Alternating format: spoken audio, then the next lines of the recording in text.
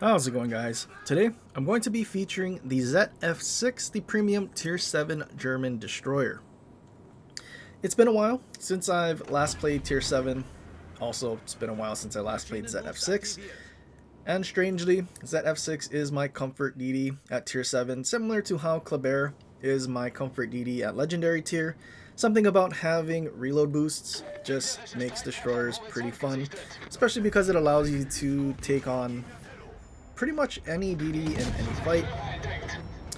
Enemy YOLO Melio and enemy Vakulin get spotted. We quickly target the Vakulin, and luckily for us, the aiming indicator was actually right where the YOLO was as he was charging bow in. We know he's going to try to YOLO since he already used his exhaust smoke. We do smoke and try to reload boost the Vakulin. Maybe a mistake as we might need our reload boosts later. But luckily for us, we land a Torp on the YOLO, and we're also already angled away, because we can already assume the YOLO was going to try and, well, do what a YOLO does and YOLO. Us already angled away and speeding away, there's really no chance for a YOLO to torp us, except if a friendly teammate tries to int us and force us into a torpedo, when he should have had sonar and been able to turn in and maybe even fought the YOLO and killed him off. But yeah, instead he turns away and nearly forces us into a YOLO torp, kind of almost tilting. Luckily, that didn't happen. YOLO went to the cap. But for some reason, he also leaves when he has most of the cap captured. He probably could have easily captured the objective and then sailed away, but he decided to leave the cap. I mean, there's really nothing close to B that would, say, contest him or even threaten to kill him. But he decided to run away. I mean, now that he's running away, seems like it would have been better if he just simply capped and went towards B, because then at least he would have gotten something done for his team. But now he's kind of just running away. I tried to take a few pot shots at the YOLO while he was running away, but unfortunately the smoke faded, and they do have a BA Tirpitz. BA stands for better all around than the normal premium Tirpitz. Kind of funny that there's 3 premium Tirpitzes, and well, the third one is the one that I think most of the player base wanted from day one, but they never did, and they kept releasing other premiums that didn't quite meet up to what the player base wanted, so they sold a third variant. At least I'm pretty sure. There's a Tirpitz B, right? But yeah, BA Tirpitz actually has secondary range, which is what everyone wanted. And yeah, something we actually had to worry about. Obviously, German 105s, they don't really have the quarter pen to back up why they have a low alpha, which is somewhat unfortunate. So we can kind of just get away with eating very little chip damage, but also secondary accuracy, not leading the whole shebang. Even though it's what we wanted, still not that great. Taking some pot shots at the Tirpitz while he's shooting our other teammates.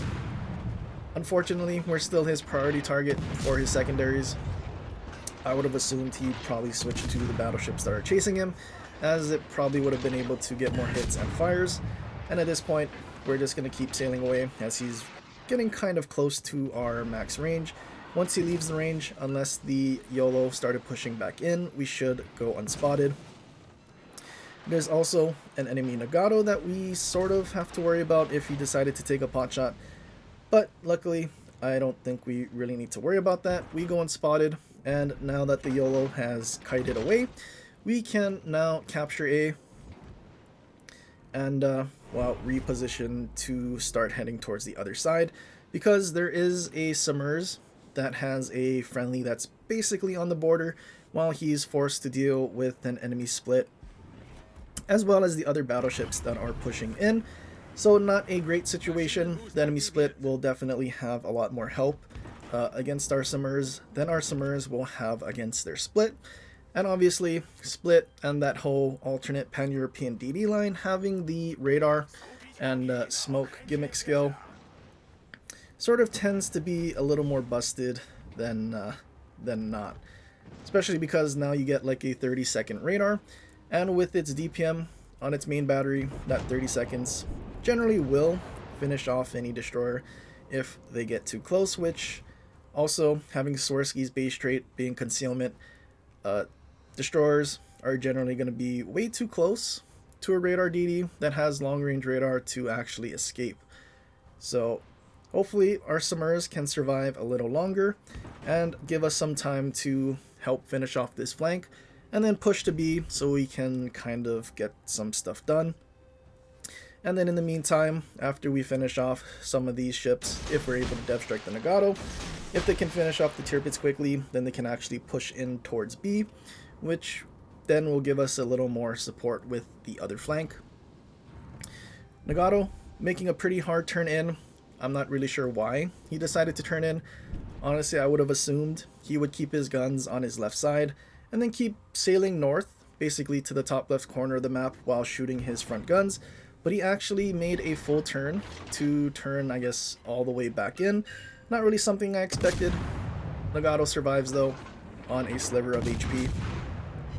We switch to HE, and with these German 128s, we actually do get quarter pen, which is pretty nice. I kind of wish the Z23 also got quarter pen. Then the 150s that it has might have been pretty interesting. But for some reason, they left it at the normal 1/6 pen, so yeah, kind of tragic. Enemy Scharnhorst 43 charging into B. I decide to finally smoke up. Good thing we have fully packed because now we still have one more smoke and we still have 2 reload boosts. We also have a friendly Bliska who took quite a bit of damage spotting for us, so we are actually getting a decent amount of support from our friendlies, and we do need to sort of worry about finishing off the Scharnhorst before he gets too close because it looks like he's just going to try to bum rush us while we're in our smoke. Ideally, our Bliska would also have torpedoes ready, so both of us being able to torpedo, we would have sort of a cross-torp opportunity. I see Bliska's torps from the right. If it's close to Scharnhorst, Scharnhorst will probably start turning towards where those torpedoes are coming from and possibly eat more of our torpedoes. First set of Bliska torps passes. Scharnhorst doesn't really change his direction much. Bliska unfortunately misses both torpedoes. One of our torp tubes got capped when the Scharnhorst blind fired us, so we don't have our second rack ready. And well, Scharnhorst is getting a little close, so I decide to finally use one of my reload boosts because we do need to finish him off before he gets too close and well, either spots us with RGA or maybe launches torpedoes. So we start moving and leaving the smoke, and we're actually able to finish off the Scharnhorst with our reload boost. And Bliska also smart enough to leave the cap and not get spotted by a battleship. Not something you really see very often from destroyers. I feel like destroyers typically get spotted by battleships that just charge in more often than not.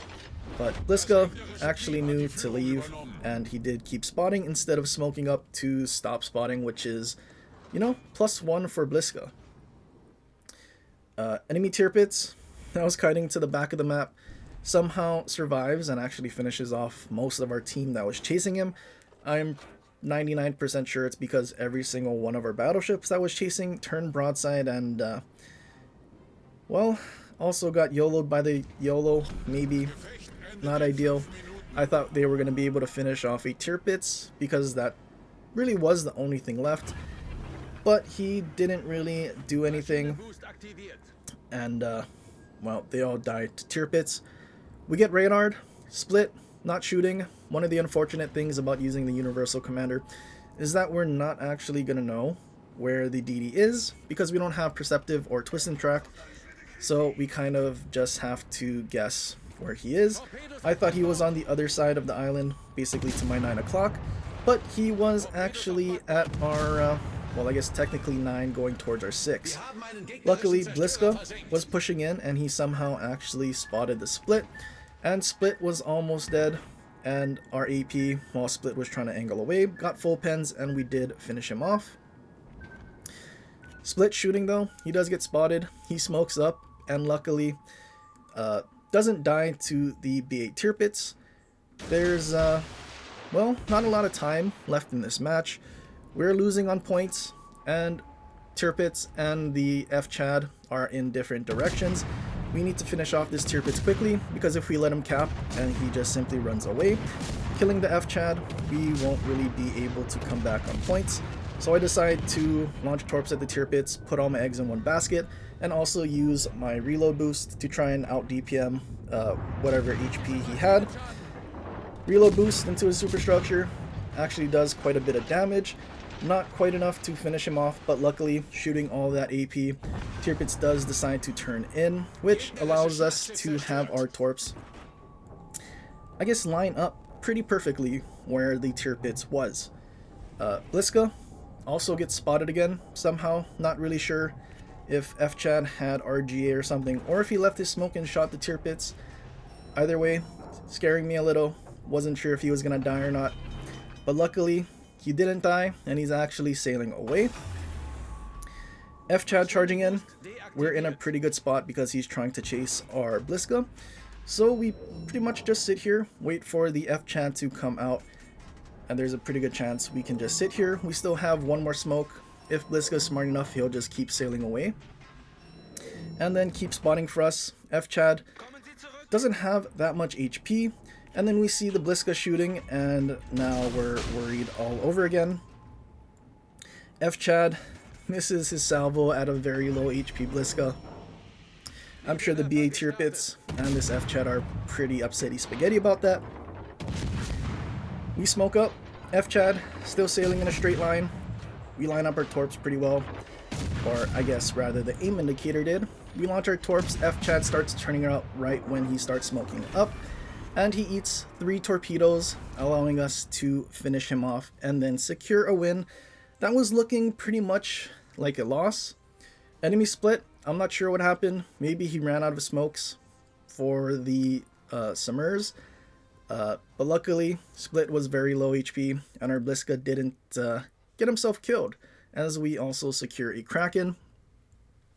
Not as much XP as I was expecting. This kind of felt like one of those matches where we did a lot, especially getting captures. I guess most of the damage was to battleships, and I guess lower tier ships. Nagato, I was about to say Sharner's 43, but that's a tier 7. But yeah, I don't know. I guess not enough done. But we're using the Universal Commander. One of the different things about this build is I started using the BA Commander from the British, I think it's Scirocco, mainly because it gives you turret traverse, which the ZF-6, and I guess technically German destroyers as well as French, have pretty bad turret traverse, and Scirocco gives you turret traverse but also reload. Not quite as much turret traverse as Splendento, but that 4% reload is pretty nice. So kind of a goated commander, or at least inspiration. I'm pretty sure the only reason I leveled her was because of Druid, which I don't have. So yeah, at least we get to use it as an inspiration. Yeah, we can see Splendento can max out at 2 degrees per second, whereas Scirocco is only at 1.2. But Splendento not being maxed at 1.8, 0.6 degrees per second, I think we can get away with using Scirocco. And then we can also use aiming systems instead of turret traverse in the first slot. But anyway, that's pretty much it for this one. I hope you guys enjoyed. If you did, leave a like and subscribe for more, and share it with your friends, or leave a comment down below on other ships you want to see in the future. But anyway guys, till next time, aloha.